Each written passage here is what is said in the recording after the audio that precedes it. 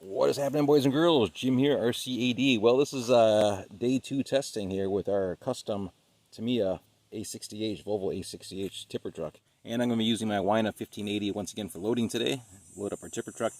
Today's test run is going to be our dirt hill. And this is further on down the path that I made that goes around our property.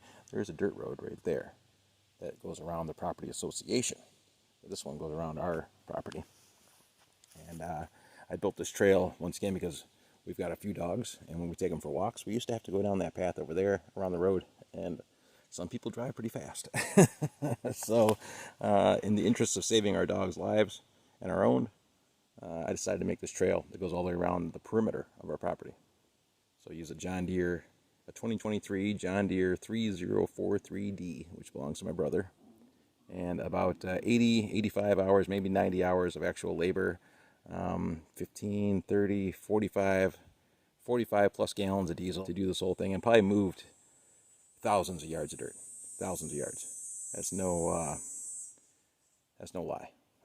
Rob taking dirt from the left to put it over or taking dirt from the right to put it on the left, because this whole section that we're standing on is all along the edge of a ridgeline, edge of a hill. So kind of like a Tennessee mountain road. All this along here is all fill through here, which is built up 15 to 18 inches thick down there, and 2.5 to 3 feet up here. All the way down our property line. Last video we filmed was about a quarter mile that way throughout the woods. So we're at the end of the run here. This is a big sand hill. This is the one I talked about in our previous video. I'd like to start doing some sand drags out here. Turn into a sand hill as I push this dirt down to make this trail. And yeah, it'd be perfect for sand drags. So that might be coming in the future, possibly. All right, let's get this baby plugged in and see how she does. Round 2 testing, checking out the heat on the motor. We're using that 55 turn Spektrum brushed motor once again. We'll have links down below for everything that's in the video. We'll go ahead here and get our truck plugged in, which is not plugged in at the moment.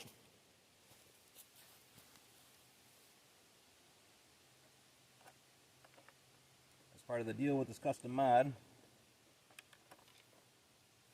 is that you have to plug your battery in separately and raise up the bed, and then put your battery into position, lower the bed back down, do whatever you're going to do, and then pull the battery back out of it, lower the bed back down, and unplug it. Now, last video I was having some issues with the transmitter over here, making contact with the receiver. It was kind of intermittent when we were raising this up, and I think it had to do with me being too close to my cell phone. The further I got this away from my cell phone, the better it worked. So I'm not too sure if the signal coming off the cell phone had something to do with it or not. Well, maybe not, because it's doing it again. So disregard all that. Disregard the cell phone comment. Apparently it has nothing to do with it. So we get our battery put in place. We're using that same WL Toys 10428A 2S LiPo. How many milliamps was that when it was a 3000 milliamp or a 3 amp 2S LiPo? And right now our cord is giving us some problems with our bed stay. Got her all hooked up. See, now I'm behind the camera with my controller here, and it's not liking that. I'm going to go straight up in front of the camera. I don't think we have a good line of sight once again going to that receiver. That receiver for the winch controller is sitting underneath the receiver for the vehicle itself. Once again, so I think I need to relocate that. I never relocated it the last time. Oh, we got all that turned on, and I forgot to turn the excavator on. Can you believe that? Transmitter on first, excavator on second.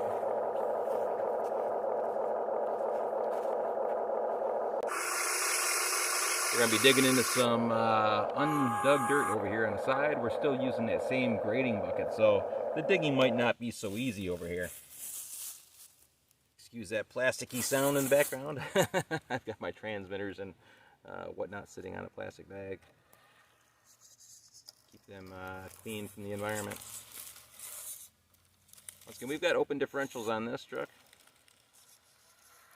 which is good and it's bad. It's good because ultimately it'll save the truck for longevity. It'll last longer.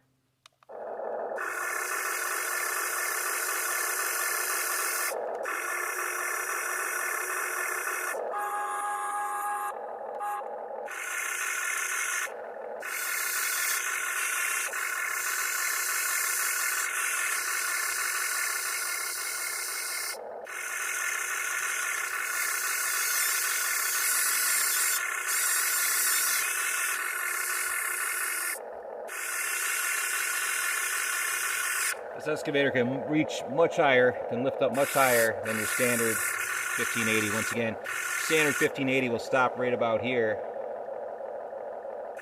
And this one goes up to there. Much higher than your standard 580 will go.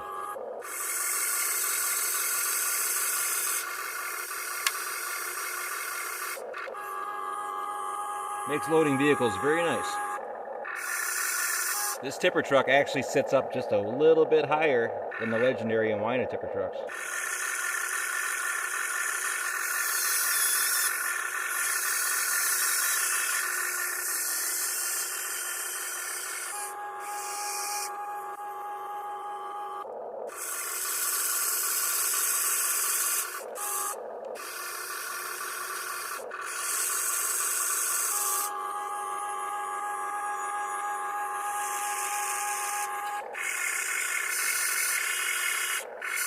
Now, getting the excavator up in the air, this excavator weighs right around 22 pounds. It's pretty darn heavy.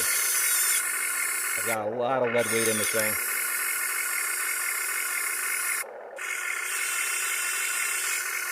It's a heavy machine. And we can spin around endlessly 360 with the 580 excavator, which is very nice. The lights on the boom are facing the wrong direction. And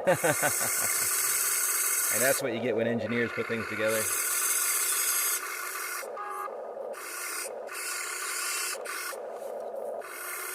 That's a pretty healthy load of dirt right there.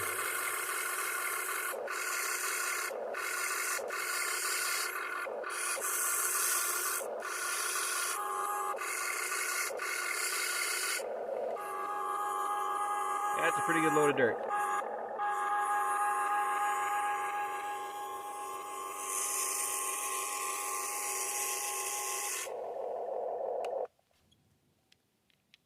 Alright, well, we got our truck fired back up. I keep the remote off for the bed when I'm moving the truck around. I usually turn off the transmitter when I'm loading the vehicle as well. Is that a good thing? Probably not. But, you know, it spares having the sound of a transmitter timer beeping on you while you're loading things up. Alright, we're going to pull the camera off the tripod and we'll walk down this hill with the truck and come back up. We'll put our finger on the motor, see how hot it is. Once again, we're using that 55 turn Spektrum brushed 540. And that Spektrum Firma 540 is a relatively cost-effective motor, really. It's pretty cheap. And I'm just noticing something right now, and that is a voltage on our transmitter. 4.8 volts. That's not good. Okay, let's see how long we last. Check your transmitter batteries before you leave, boys and girls. We're going to go down the hill. Excuse the high angle filming as we roll here down this hill. Very steep hill, covered in tree roots, all the way along. Excuse the sun and shade. I do have a brand new camera phone that we'll be using after this video series. Why am I not using it today? Well, I don't know.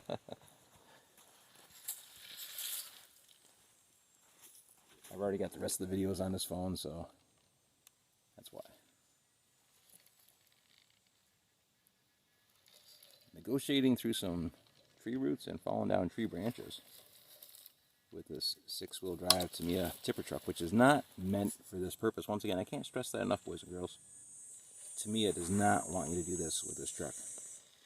This truck is meant as a play vehicle, something you can just go out and drive around with, and this kind of stuff really wide open, which is probably a little bit more rough on the vehicle than what we're actually doing with it, other than the fact that we've got a load on. Now, if we didn't have a load on the vehicle, we're actually driving the vehicle pretty gently.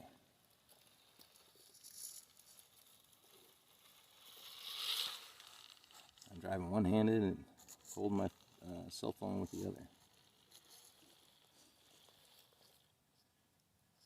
And we are snagged on a tree root, what it looks like.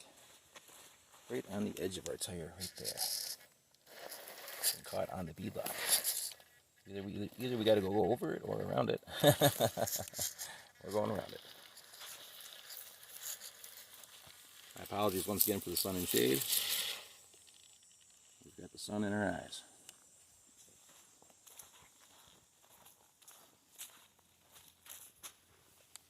You hear the cicadas in the background. You know it's a warm day. Creeping along.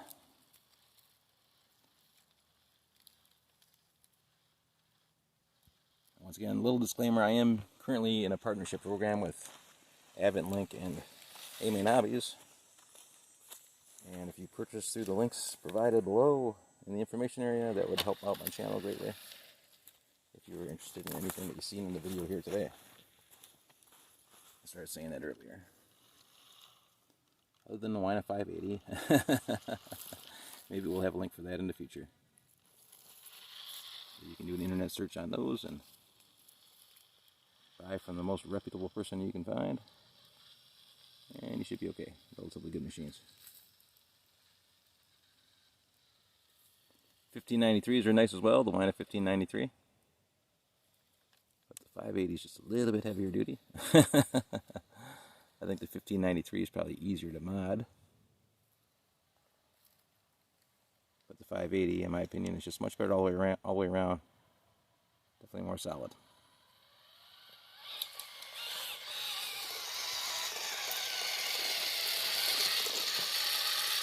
We're dragging a stick right behind us here the whole way. Look at that. That's stuck in pretty good. Truck is rolling downhill there. I do have the brakes set at 100%, but I'm not too sure if it's at 100% on the ESC. Or if I got it set to free roll. Pretty sure I've got it set to have the brake on. We could accelerate up this hill with speed with that load. There we go. We're taking off. So there's no issue of... Oh, we're caught on a stick. Sounds worse than what it is. The way it sounds on the plastic body. So there's no lack of acceleration with the load of material. Just so when you guys and gals see me kind of putting along here with the truck, just creeping with it, you know that there is some acceleration and power underneath the hood. That we can actually take off and go. Which isn't bad. It's much better than a lot of the other tipper trucks that I've seen, I can tell you that. I'd like to see a little bit more low-end punch. Right, dragging a stick. This hill is littered with sticks. So full of dirt. We're going up the top of the hill. Once again, we wanted to check the motor under load as we go up the hill slowly, like we are right now, with a load of dirt on it, just to see how much pressure and torque or heat it's putting on that motor to work it up this hill. Once again, those counter gears that it's driving are pretty small.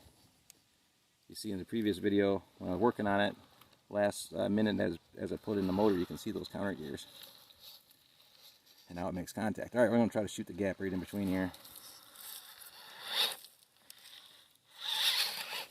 We made it. A legendary Wina, eat your heart out. RC 4-wheel drive. Love your guys' products, man, but man, $2,500 tipper truck. I can't afford it. I'd love to be able to ride in the back of it. That's a pretty cool little aspect. But really,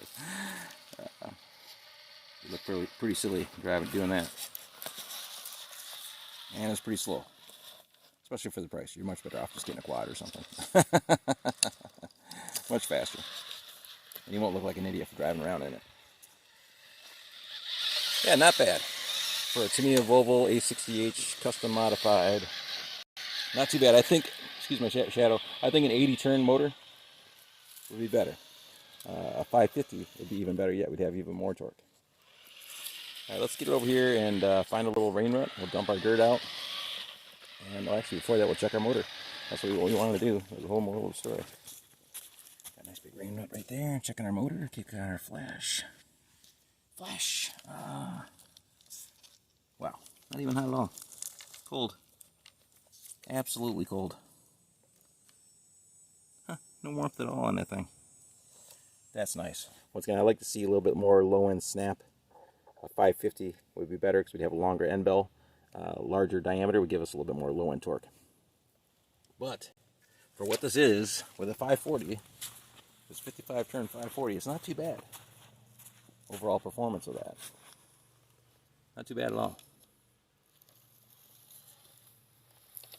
Once again, we're trying to creep with it. We're trying to drive it for what it is, or what it's supposed to be, which is a dump truck, or a tipper truck, for our European friends.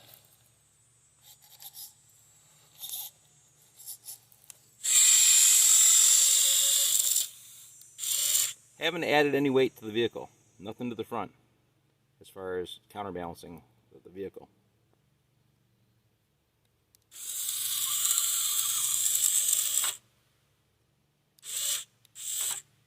Love that. Opens and closes so smoothly. Tamiya Volvo A60H doing pretty darn good once again. Day 2 testing. We made it all the way up that steep hill over there. Didn't even lag out the motor. Not even, not warm at all. Totally tongue-tied. Totally tongue-tied, that's a fact. Dump truck works great, that's another fact.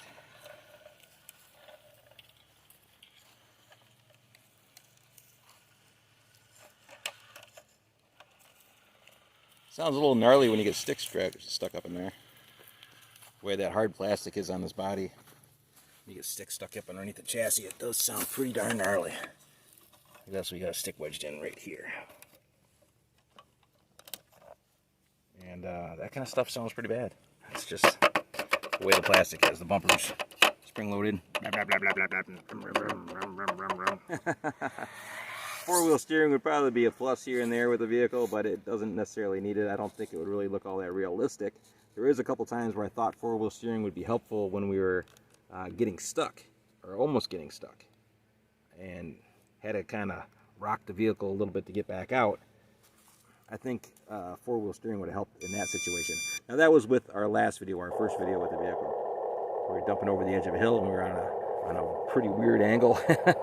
Had our back tire in a rut, almost tipped the truck over. It was definitely a serious no-no when it comes to dump trucks and stuff like that. You wouldn't want to be doing that in real life, I'll tell you that. I drove trucks for years, dump trucks.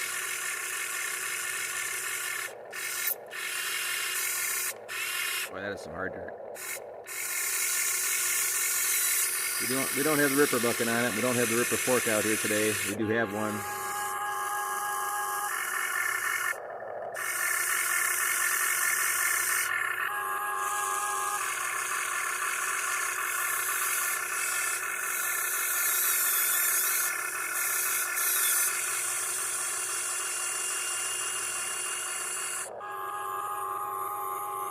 Are the sound effects noisy? Or annoying?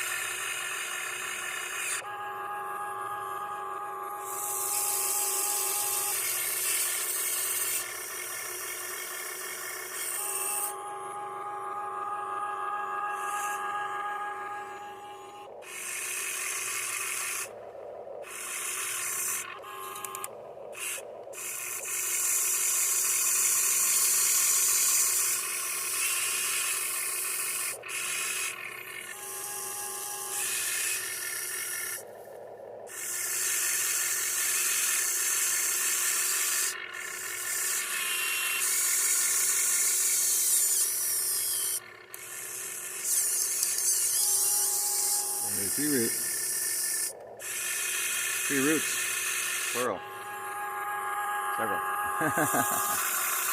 It's a pretty strong machine in all reality, these little excavators. They can lift quite a bit.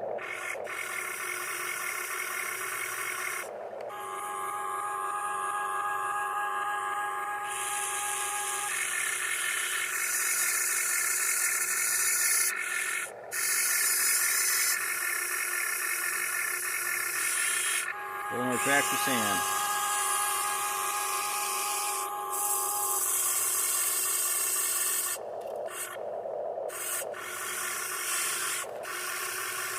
That's a pretty healthy load of dirt.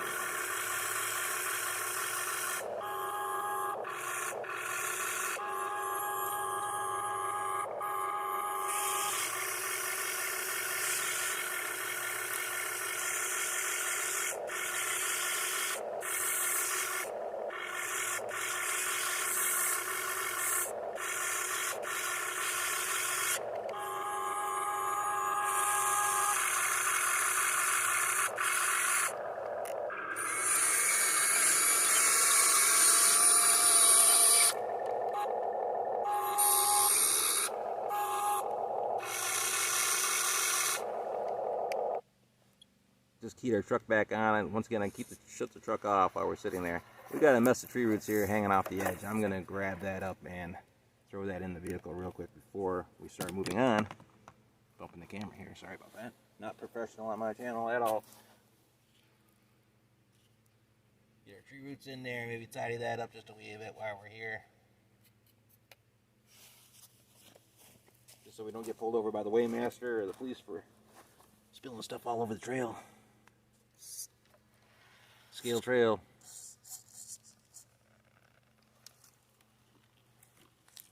Gotta love it.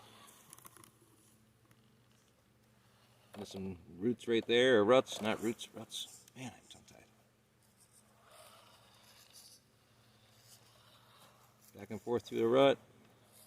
Why not legendary? Eat your heart out.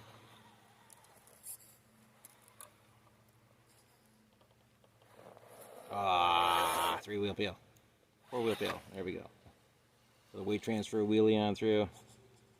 Well, maybe we'll put this load of dirt in here and try to fill up this rut a little bit.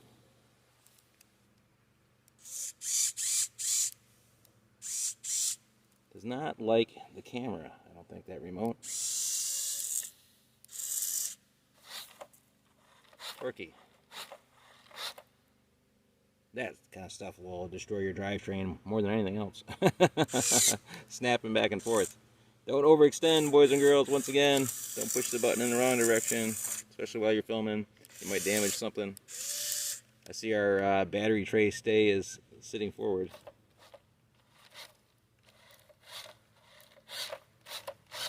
And I don't think it's going to come back. Trying to get that to move backwards. It's hitting our battery connection right there. We need to do something about that. Get our battery connection in a different spot so it's not hitting that stay. Unless we route it around the front of the tray, around this way. We might be able to do that.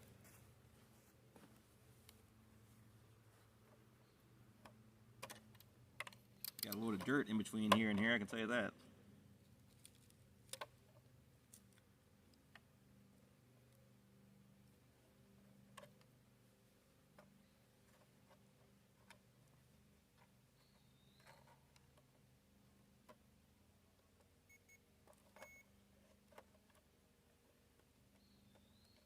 That's kind of forcing this back now. Like that. Don't necessarily like how it sits.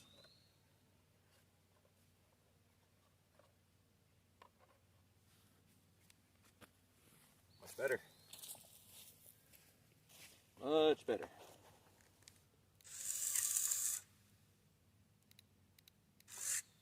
Beautiful.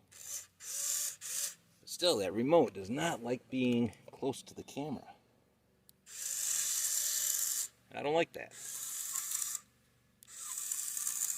Otherwise, it's not bad. Back bumper does a nice job grading the dirt out.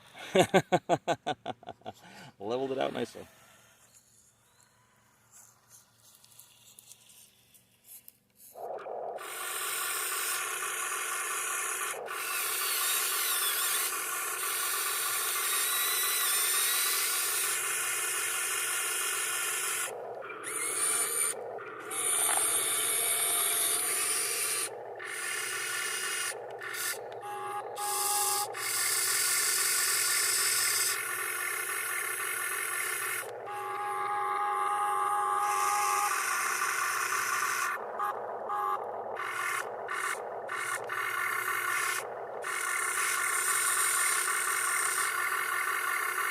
Clean that dirt up off the surface a little bit.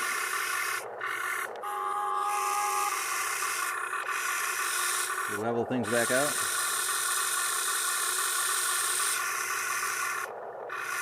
Not trying to dig any holes here.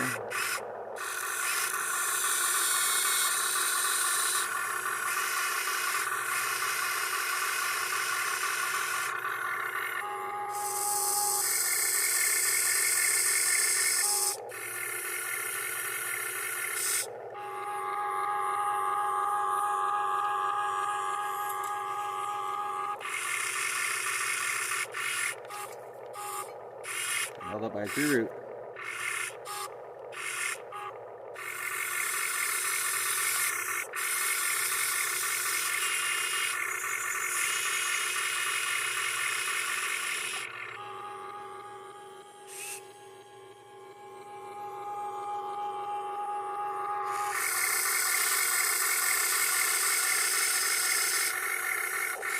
How long do the batteries last for? Well, on the 580, I can usually get about 45 minutes or an hour out of the battery,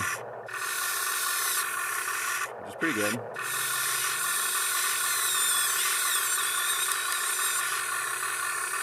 On the truck, we can probably get about maybe 45 minutes, half hour to 45 minutes on a battery of non-stop driving.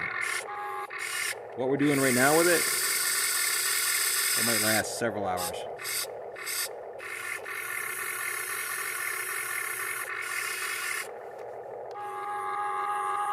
Mosquitoes getting bitten up here. Pain and blood. Blood sacrifice for them, showing you guys and girls. Pay a sacrifice for the mosquitoes.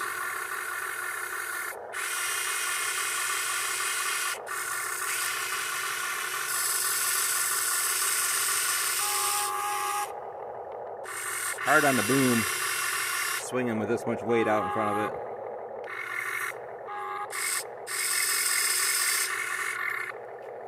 Mosquitoes.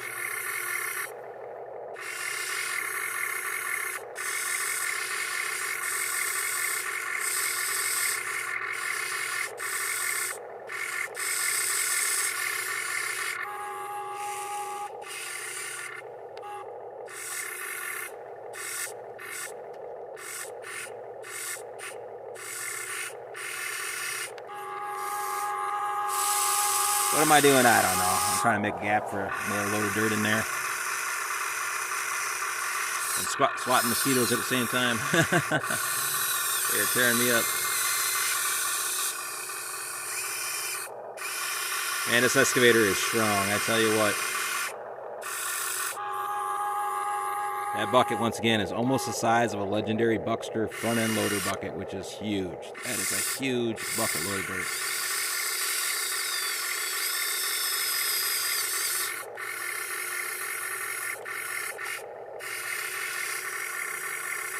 Let's just mount it up, pile this thing up, and see if it can handle it or not. See if it can handle a monster load of material.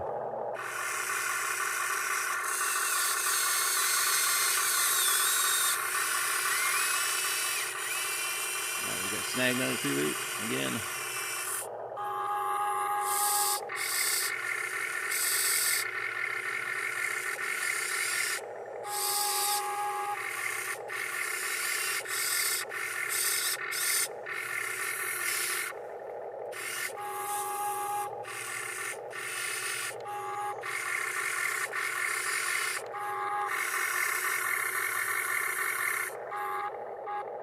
Pretty uneven load of dirt. Pretty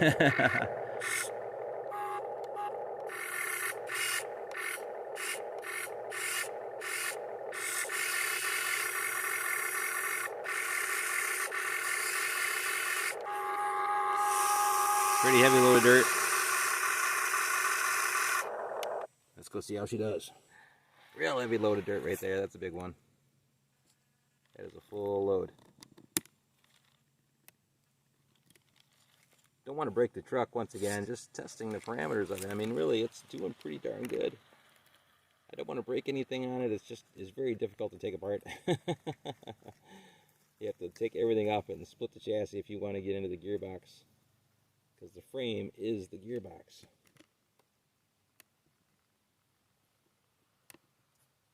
entire chassis is the gearbox. So if you want to get in there and do any work to it, you got to split that whole thing in half. Which means pretty much taking the truck all the way apart, almost back down to square one. We're getting back into that rut again. Full load of dirt. Little three-wheel action going in. Camera's a little too close. I apologize. That's what happens when you use a tripod versus using your hand on to hold the camera. One wheel in the air there with the front wheel. Back to our dirt mound where we previously dumped that, and no problem. Oh, little tippy. Little tippy. Don't roll it over. Don't roll it over. Could be catastrophic. Get fired for sure. One wheel in the air, right front. Way in the air. Middle front, or middle right axle's in the air. And we got a little spin going on there.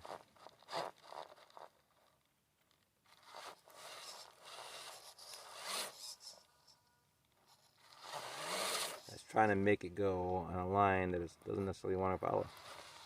And we got it. Not bad. She's a good running little truck. I like the way it behaves so far. Once again, I think a heavier turn motor would be a better way to go. There's that remote again. Behind the camera. Doesn't like it.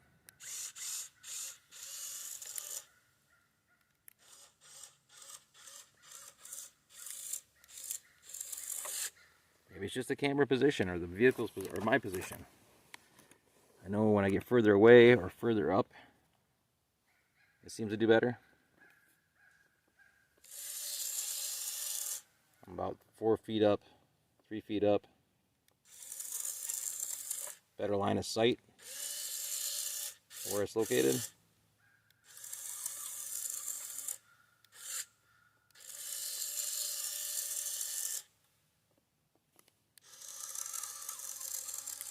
Don't know why it was intermittent like that sometimes. It's kind of weird.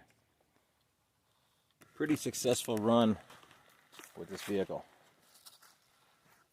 All in all, I'm pretty impressed with it. And I think if you're driving under normal conditions, using it for a dump truck like this, and you're not out there bashing it, and you're not really overloading it, well, we overloaded it pretty good, right? But I mean, sitting in the back of it, trying to haul your kids around, you know, trying to dump 150-pound rocks out of it, you know.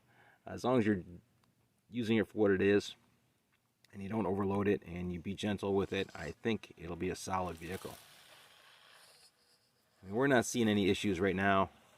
No gear noise, nothing like that, which I didn't expect to have, just because it's a very solid transmission on this thing. The gears are very large, a lot of surface area, very robust.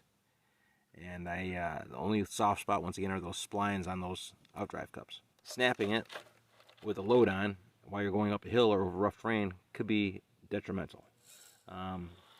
Beating the vehicle up, you know, driving it the way that Tamiya wants you to drive it.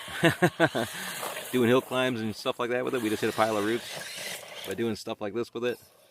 This is kind of what it was meant to do. That's what Tamiya meant it for. But I think if you're using it for what we're designing it for, as a tipper truck, and you be nice to it, like, you know, don't overload it, and don't be abusive to it, that'll last a long time. Truck's working out great so far. And I don't expect to have any problems with it in the future. I think it's awesome. Now, I can't guarantee the vehicle. And once again, whenever it comes to doing custom work like this to your vehicle, you're taking that risk in your own hands. Initially and for the long term. You're taking that risk in your own hands. If you have a problem 10 months down the road or whatever, that's, you know, not my fault. It's not Tamiya's fault. Tamiya didn't design this truck to do this kind of stuff. So if something breaks, don't take it out on Tamiya. And if something breaks, don't take it out on me. That's going to do it once again on this video, boys and girls. Feel free to ask any questions if you want. Questions and comments are always welcome. And we'll see you all on the next video. Thanks again. Brief video interruption. All right, boys and girls. Trying to get past our intermittent issue with our signal on our winch controller. So I went back into the shop, relocated all the electronics under here, moved the ESC from on top of the receiver tray here down in front of the vehicle, so it's mounted kind of below the receiver tray. relocated the winch controller and the receiver for the vehicle itself. Previously, my Spektrum SR515 receiver for the vehicle was sitting right on top of the receiver for the winch controller. And I was thinking maybe that was causing some interference, as well as the electronic speed controller for the vehicle being mounted right in front of that. Relatively small electronics tray on here, so not much room to work with. So I figured if I separated all that stuff, that it might improve things, but no. We're still getting an intermittent signal with our winch controller. And then I started thinking that maybe it had something to do with running two motors versus just one single motor off a winch controller, but no, that doesn't seem to be a problem. I think the problem ultimately is coming down to the button on our winch controller, the button itself.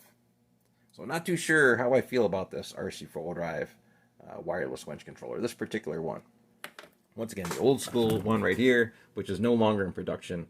Some hobby stores still have these in stock, so if you can find one, feel free to swoop one up. Not as much of a range on these. I want to say they have like in between 10 and 15 feet. Don't quote me on it, but that's what the range is I want to say on these. And but they work great. I've never had a problem with one of these. Newer style one, they boast a 50-foot range on this one, but we're still having intermittent issues, so not so good. So once again, relocated everything under there. I've got the transmitter turned off. I thought maybe it had something to do with the transmitter, but no, we were still getting the problem, whether the transmitter was on or whether it was off. Thinking maybe it had something to do with our cell phone, but not too sure about that either. But see, still having that intermittent issue there. And we're not that far away from the truck. Fine right there.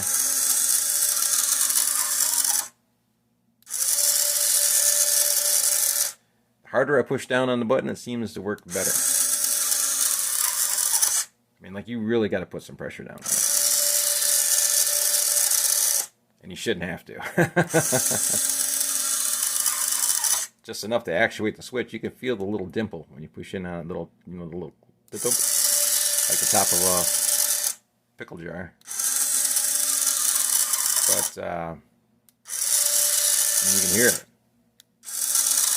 You know we're making contact.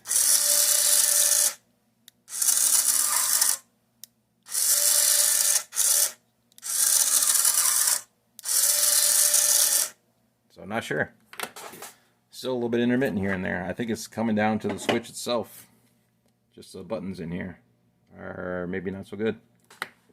But here's our new location once again. Spektrum SR515 receiver sitting at the very back of the receiver tray on a piece of double-sided tape, and the antennas running out to our antenna tube. Receiver for the winch controller sitting right here on the very front of the receiver tray. Double-sided tape down.